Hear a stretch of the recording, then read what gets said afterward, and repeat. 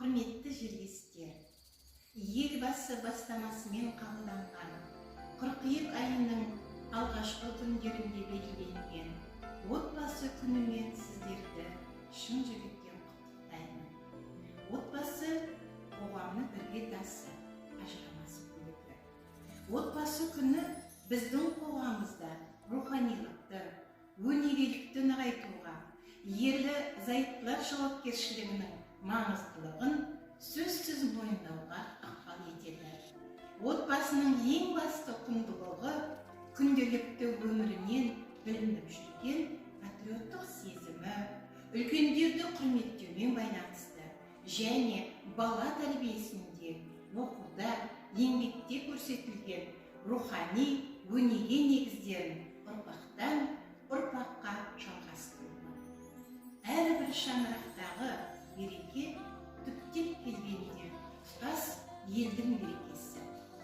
Дәл қазіргідей қиын күндерде өз отбасының берекесі мен бірлігін ойлаған әрбір ата-ана қоғаммен біте қайнасып, жұмыла жұмыс жасауда.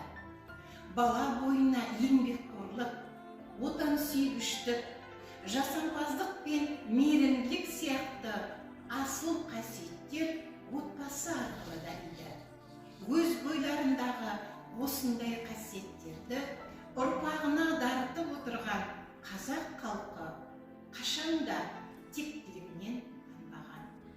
Қазақы дәстүріміз бен салтымызды сақтап, заман көшінен қалдырмай, ұрпақ бойына сіңіріп келе жатқан ардатты аналар мен асқар тау әкелерімізге қашанда артылар жүк ауыр.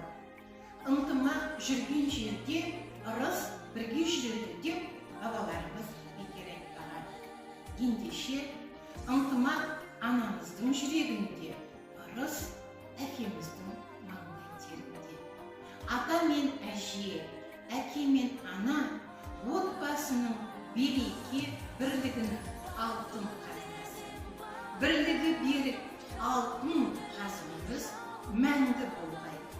Осынау мәні терең мерейлі мерекемен құттықтай отырып, отбасыларыңызға амандық, шаңырақтарыңызға тыныштық, ел болашағы мен халық игілігі жолындағы мақсатты істеріңізге сәттілік тілеймін.